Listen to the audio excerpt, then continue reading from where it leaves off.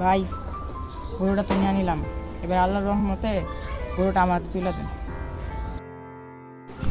আমার এই গরুটা বুঝছেন ভাই, অনেক কষ্টে পালছি ভাই, নিজের ভাইয়ের মতো করে পালছি।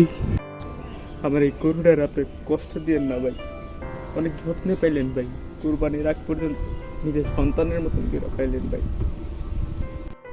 ভাই, আপনি টেনশন করেন না, গরুটা আমি এক সপ্তাহ আগে নিতে আসি, আমি ওকে মহব্বতের সাথে পালবো, আপনি চিন্তা করেন না। একটু দেখেন, অনেক কষ্টের অনেক শখের গরু ভাই আমার। যাক, আল্লাহ ভরসা, আল্লাহর নামে কুরবানি দিবেন, খুব যত্নে রেখেন ভাই, একটাই চাওয়া।